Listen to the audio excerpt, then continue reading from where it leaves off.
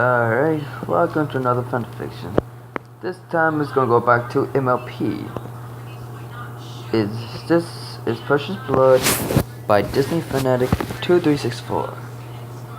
Chapter 1, CBU Trampophania. Trampophania is a land situated in the Carpathian Mountains, filled with lush forests and sparkling rivers. During the day it is quite peaceful. The smell of the oaks and beeches, the sound of the trickling streams, the clear blue skies, and the sight of the sheep grazing in the fields are sure to please any passerby. Then night falls. The looming moon comes up in the sun's place. The rivers turn black. The vast forest becomes so dark that you can't see past the trees before you. Even if you have the eyes of a cat, fog often rolls in. Then you have the unpleasant feeling that you are being watched, and that something is waiting for the right moment to jump out of the fog and put your time into this world to an end. You might shrug your shoulders and say it is your imagination, but in Trampophania, that is never the case. This land is the home of the supernatural. Witches, werewolves, ghosts, creatures that walk the skies in the daytime and lurk in the shadows at night. If you are out alone in the forest after dark, and you suddenly feel their heads on your neck stand up, it is most likely one of these creatures is near. Frightful? Perhaps, but the reality is that most of these creatures are harmless. Witches are just equine citizens practicing old magic that doesn't require unicorn status, and they often use it to help others. Although there will be the occasional witch with dark intentions, so it is best not to provoke one should this be the case.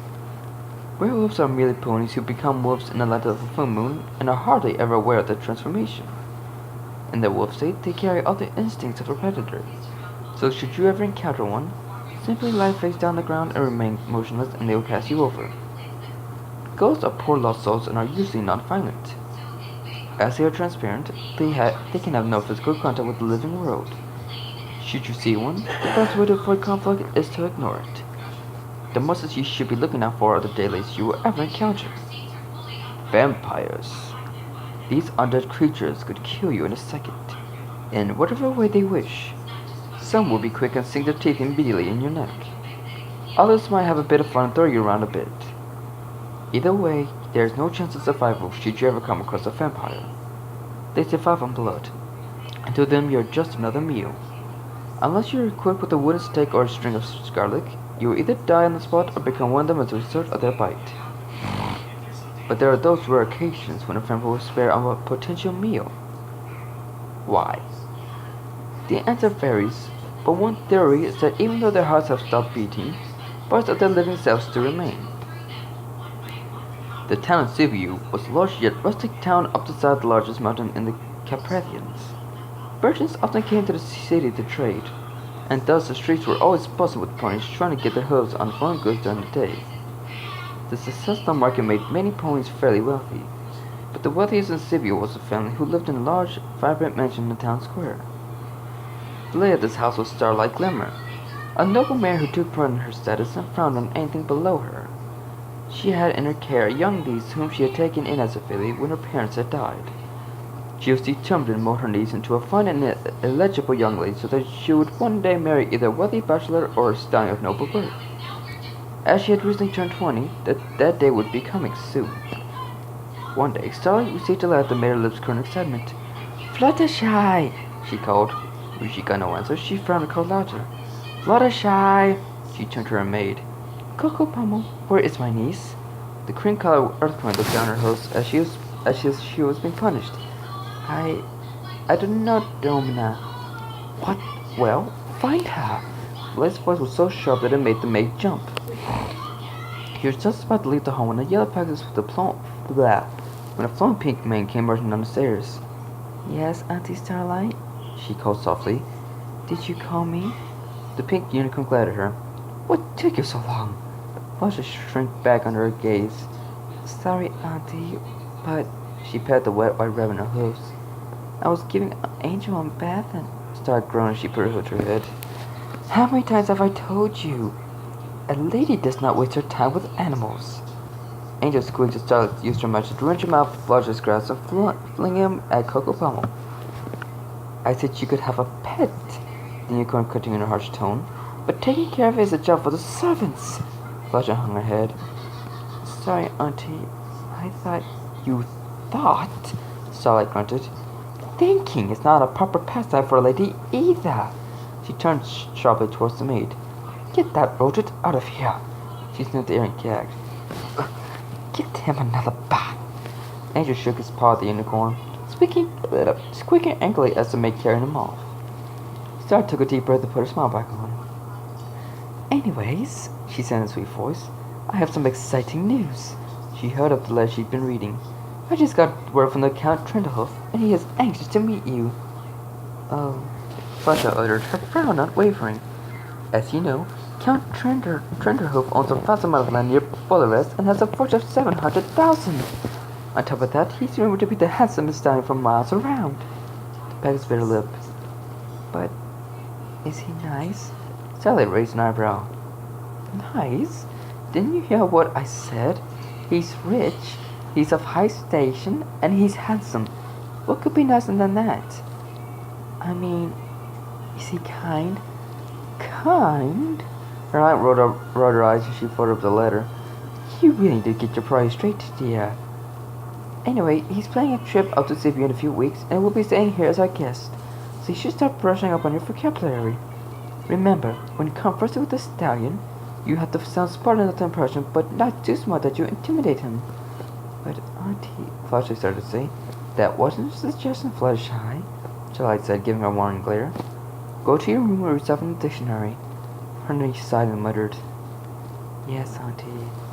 She trotted sulkily up the stairs as her aunt began listing out loud the things they needed to prepare for the Count's arrival. When she came to her room, Coco Palm was dunking Angel in the soapy tub, both of them putting up quite a fight. That's enough, Coco, Fudge said. She got her bunny. I can dry him off. But Demia Sora, Demi protested. Your aunt said I know what she said. Just don't tell her about this. Coco bowed and skidded out the room. Fluttershy whispered gently. She stroked Angel's fur to calm him down. Sorry about that, Angel. But you know how Auntie Starlight is. The bunny huffed in annoyance as she rubbed him in the towel. I know. I shouldn't let her tell me what to do. But what can I do? She's my guardian. She only wants what's best for me. Angel glared at her as to say, best for you or best for her? Fluttershy said she rubbed him dry. She just wants me taken care of. There aren't many other opportunities for mares anyway. She hung her head. She thinks Count Trenderhoof will be a good match for me. The rabbit stuck out his tongue and gagged. Oh, Angel, don't be rude. You haven't even met him yet. He crossed his paws and twitched his nose. I know. I haven't either. Still, maybe he's nice. She smiled. She threw away the towel, lifted Angel up to her face and nuzzled his soft white fur. Well, if I marry him, I hope he'll at least let me keep you so I won't be alone. He squeaked in satisfaction and put his paws on her face in a hug. Well, Flutter said, rising up, I better get to my vocabulary. She sat at her desk, opened a large dictionary and placed Angel on the lap. Now, where did we leave off? Oh, yes. Pleasure.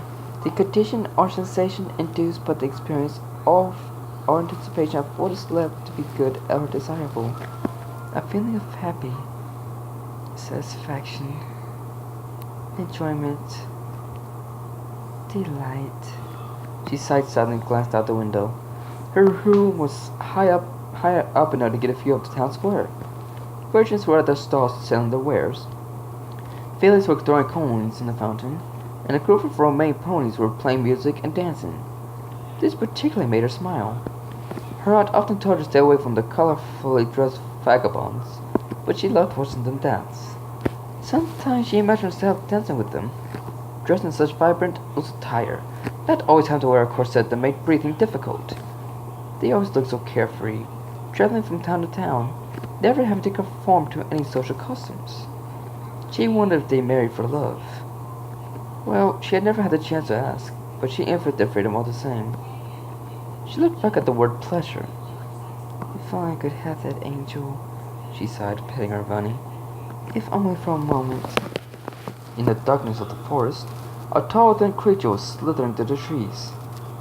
As it found concealment behind one, Its yellow eyes with red pupils glared at a brown bear a few feet away. The creature crouched down low, concealing himself in the blackness shadows, and the cape draped down his back. "That's right," he whispered in a deep, mesmerizing voice. "Come closer." The bear looked up and made eye contact with the creature, whose eyes had turned into colorful spirals. After a few seconds of staring, the bear's eyes changed to match his. "Come closer," he said again, holding out a claw with silent eagles and beckoning the bear with a bony yellow talon. The bear stepped forward slowly, showing no resistance to the creature calling him. Finally, the creature leaped down and pounced on the bear, sinking his teeth into his neck. The bear cried out as he snapped out of his trance, but it was too late. It sank to its knees as the blow was shrinking it. Its eyes rolled back as it collapsed to the ground, never to rise again. The vampire couldn't deny the bear was delicious, but reminded himself that he couldn't be greedy. Once he was satisfied, he wiped his blood from his mouth and held out a lion's paw. A large burlap sack materialized out of thin air. He scooped the bear's bloody corpse in the back and threw it over his shoulder. "Nothing personal, old fellow," he murmured, "but I've got 4 other mouths to feed." In the middle of the wood, he came upon an enormous black castle safely hidden by the tall oak trees. As he approached the gate, he saw a blue face in the window on the second floor. It disappeared as soon as it saw him coming. A few seconds later, the large double doors opened and the face reappeared. It was attached to the body of a Pegasus mare with red violet eyes and a vibrant rainbow mane. Even though she was clearly a mare, she wore maroon trousers and a puffy red shirt. She arose to the approaching creature excitedly. "Master Discord, what you bring us?" She could see him better as he came to light. He was a Draconicus, a creature with a body made up of all sorts of animals. A deer antler and a goat horn growing atop the gray head of a pony sitting on a long giraffe-like neck. A goat beard growing below his blood-stained fangs. His green dragon leg, gold leg, red snake tail, and brown fur body were concealed beneath his white shirt, black trousers, and cape. He towered 10 feet over the Pegasus, but she showed no fear as her attention was on the back of his shoulder. She took a long whiff of the air. "Ah, man," she exclaimed, licking her lips. "Smells good." "Easy, Rainbow Dash," Discord says. He held the mare back with his paw. "You'll get your share in time." Rainbow Dash followed her master into the castle and down a long hall. When he came to a large room with a grand staircase, he called out, "Dinner time, ladies." A door burst open and a pink, poofy-haired earth pony in a magenta gown whisked into the room. A white unicorn with an elegantly curved purple mane appeared on the upstairs landing and clapped her hooves when she saw the burlap sack. "Ooh!" she squealed as she rushed down the stairs, taking care not to trip on her blue skirts. "Finally! I'm famished!" "What'd you bring us?" Pink Pony asked eagerly. "What'd you bring us? Goat? Sheep? Lynx?" "Bear," Discord replied, putting down the sack. The big man licked her lips. My favorite." The unicorn sniffed the air. "Oh, it smells divine." "What are you waiting for?" Rainbow said, reaching for the bag's opening. "Let's dig in." She cried as the unicorn slapped her hoof away. "What was that for, Rarity?" The Pegasus said as she rubbed her hoof. "We're supposed to share." "Wait." The pink pony said, narrowing her blue eyes. "Pinkie Pie's right," Rarity said, crossing her lips. "Just because we're vampires doesn't mean we should be rude." "Yeah, but..." Rainbow licked her lips as she stared at the bag, her red velvet eyes turning even redder. "I'm so thirsty." "Patience, Rainbow," Discord said with a grin. "We have to make sure every pony gets their share." He glanced around. "Where is Applejack? This is supposed to be her job." As he put his paw and claw to his mouth as he called out, "Applejack!" After saying her name 5 more times, the pony rushed onto the upstairs landing. Applejack was an orange earth mare with a straw-colored mane. She wore a simple green gown like Pinky's and Rarity's. "Where have you been?" Discord shouted accusingly. "Sorry, master," Applejack called, leaning over the barrister. "I was with Twilight." Her face turned solemn. "She's gotten worse." The anger vanished from Discord's face. He was silent for a moment before he said, "Take me to her." "But what about dinner?" Rainbow demanded as Pinky and Rarity followed the master up the stairs. "Rainbow!" the unicorn snapped, sending her a disappointed glare. The Pegasus glanced back longingly at the sack. Then she sighed and joined the others. Applejack took them to a small windowless bedroom. Inside, a small purple dragon with green spines stood at a lace canopy bed, holding the hoof of a lavender unicorn mare. Her dark blue mane was disheveled, her cheeks were sunken in, her eyes were surrounded with twinkles, and her forelegs were covered in bandages. "I've tried everything," Abject explained to her master. "I've tried blood transfusions. I've been giving her extra food. I even tried Sakura's all-natural remedy.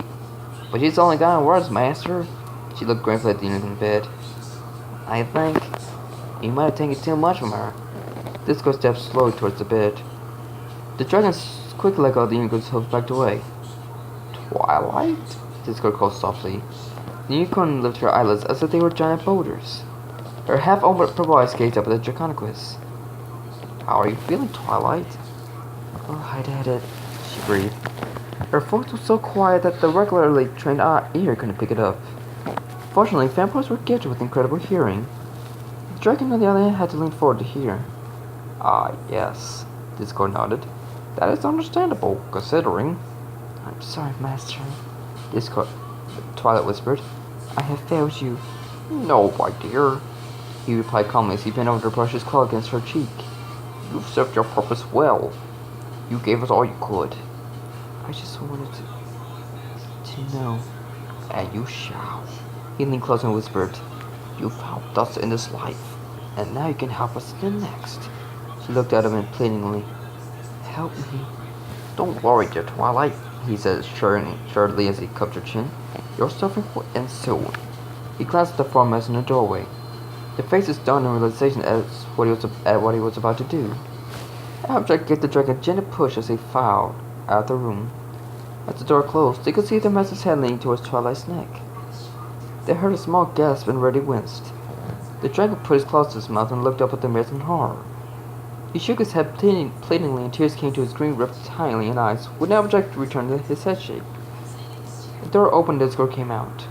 His mouth was fresh with blood, which he began licking clean with his forked tongue. "Master," Reddy said in a shaky voice. "Is she?" Discord nodded. "Make sure she has something to drink tomorrow." Alden sighed in relief. Discord took out a key and returned to locking the door. "No one is to disturb her until she is awake," he commanded coolly as he tucked the key back to his key pocket. He glanced down the dragon. "Especially you, Spike." The dragon nodded in understanding. Discord turned to the mares. "Someone has to go to town tomorrow. I'm sure you know what to get." The four nodded. "Master," Rainbow said cautiously, "if Dwight's gonna be one of us now, where are we gonna get our extra blood?" "Well," Discord replied slowly, "there's now but one beating heart in this castle." They all turned to Spike, whose face became as pale as theirs.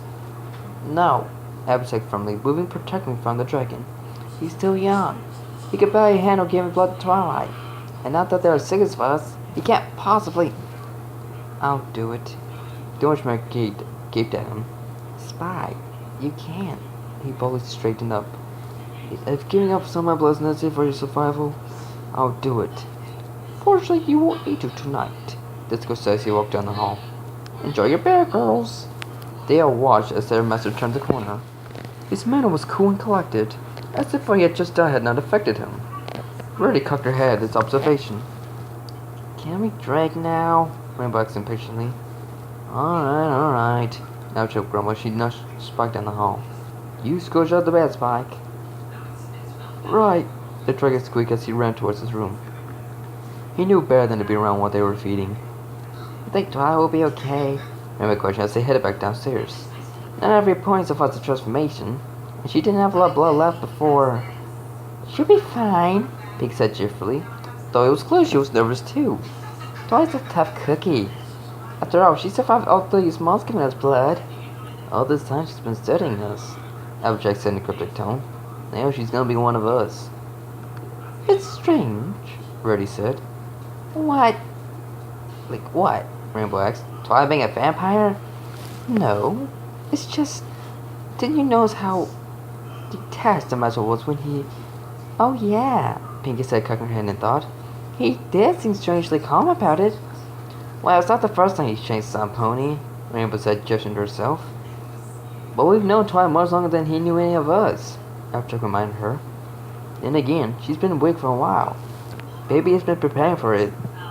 Yes, but I thought that maybe. Reddy paused and shook her head. Oh, never mind. It's silly. Come on, Reddy, Pinkie pressed. Tell us.